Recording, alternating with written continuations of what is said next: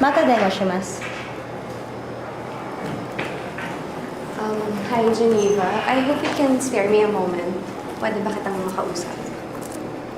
Sure, Emma. About what? Nakakailang revision na kasi ako sa report ko. Baka pwede kong malaman this time kung ano pa talaga yung hindi mo nagugustuhan.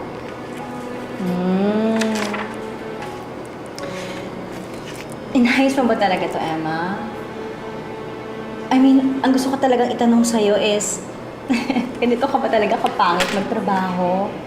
Alam mo, nakaka-disappoint. Pinaghirapan ko yan, Geneva. And actually, this is the first time na merong hindi nagkagusto sa trabaho ko sa kumpanyang to. Really? So, what you're trying to say is, ikaw ang pinakamagaling sa kumpanyang ito. Na ikaw ang big asset sa kumpanyang ito. Ganun ba? I didn't say that. Well, I guess nagbubulag-bulagan yung mga tao dito kasi syempre nga naman, girlfriend ka ng boss. So, parang boss na rin yung tingin nila sa'yo, di ba? Pero alam mo, to tell you frankly, Emma, mas gusto ko pa yung trabaho ng sekretarya ko kaysa sa'yo. Kaya, baguhin mo na lang to. Hindi ko pwedeng baguhin yung hindi mo gusto kung hindi mo sasabihin kung ano yun. Madali naman akong kausap, Geneva. Just let me know kung anong dapat kong baguhin. Can you just shut your mouth? At gawin mo kung ano yung gusto ko? Baguhin mo.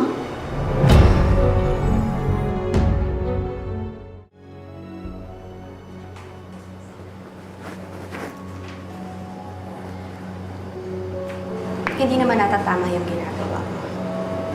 Kung basura ang tingin mo sa trabaho ko, para sa akin hindi. Binubuhos ko ang oras at pagod ko para dito.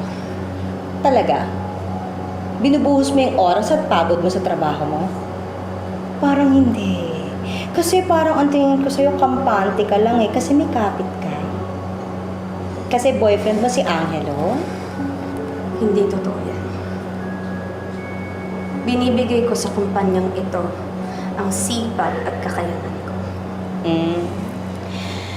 Pero, tama rin ako, di ba? Kasi mas gumanda yung posisyon mo dahil sa kapit mo. Alam mo kung ikaw, binigay mo ang sipag at ang oras mo para sa trabaho. Ako, ang binigay ko sa kumpanyang to, pera.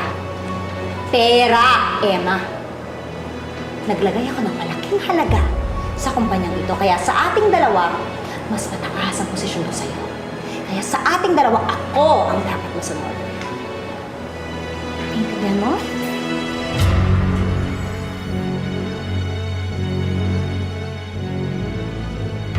Pwede ka na makaalis. Gawin mo na yung pinapagawa ko sa'yo.